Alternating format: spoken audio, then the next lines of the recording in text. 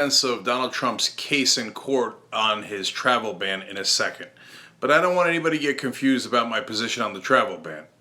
It's horrific.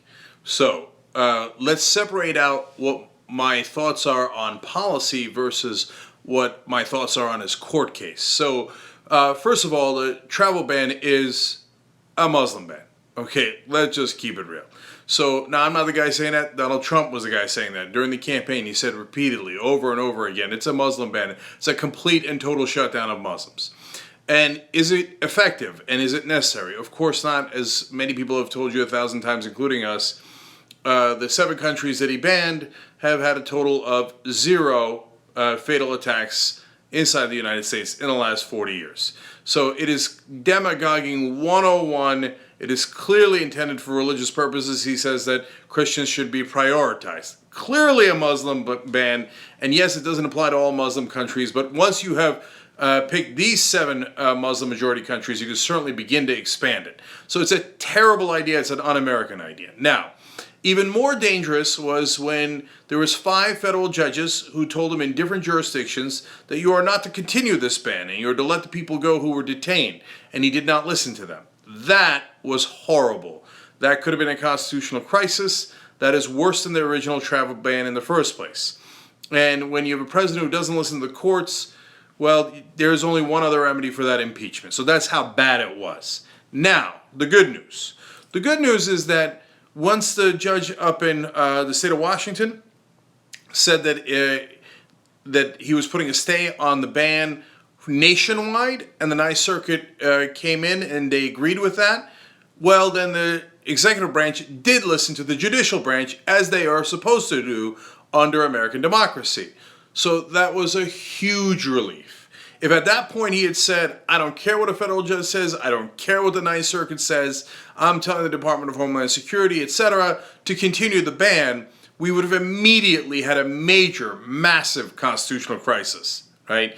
Now that was avoided. That's good news. Now, look, let's acknowledge that the good news is something that should normally obviously happen under our rule of law, right? And under our Constitution and under Supreme Court precedents that go all the way back to Marbury versus Madison, the most important Supreme Court case in the beginning of this country. So, wow, he agreed that the sky is blue and the grass is green, but for a guy like Donald Trump, that's a win, and I'll take it, okay? Now, let's go to the heart of the issue that I brought up in the first place, and hence my slight defense, which is now some folks in the media are saying Trump saying in court that that the executive branch should get to decide immigration policy and not the judicial branch is crazy talk. I can't believe it. He thinks there shouldn't be any judicial review. No, that's actually not crazy talk. Let's be fair here. The Bush administration made that same point over and over. Don't get me wrong, I don't agree with that point. And I fought the Bush administration on that. The Obama administration made that point many times in court.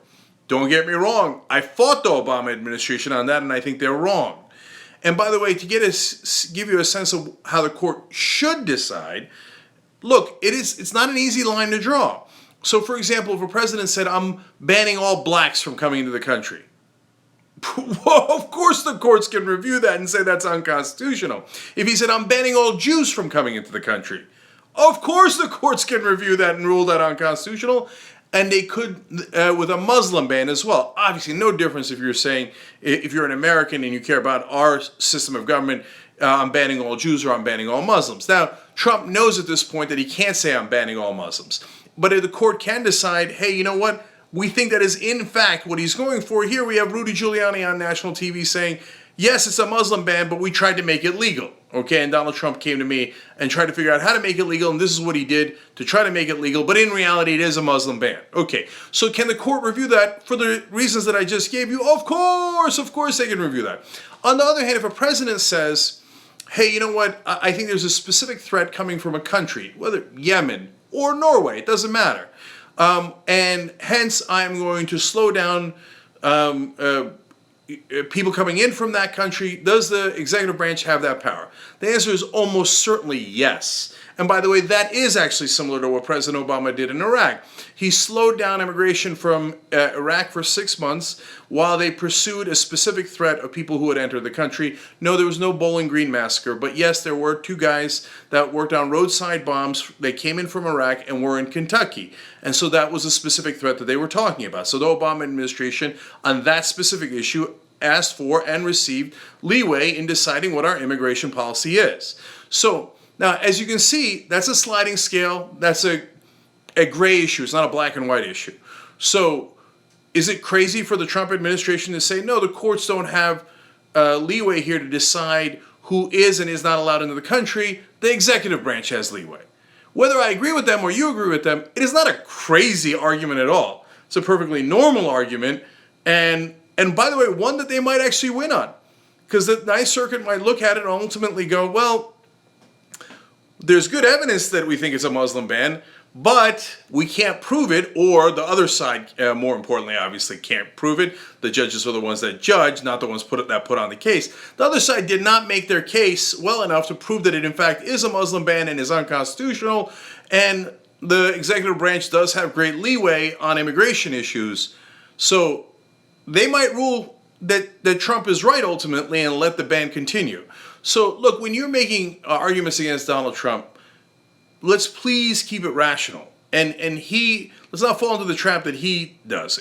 For him, everything is out of control. Everything is, code red, and the other side is all wrong, etc. Let's not do the same thing. Let's look at it rationally and go, okay, here's what makes sense and here's what doesn't make sense. So yes, I think the ban is crazy.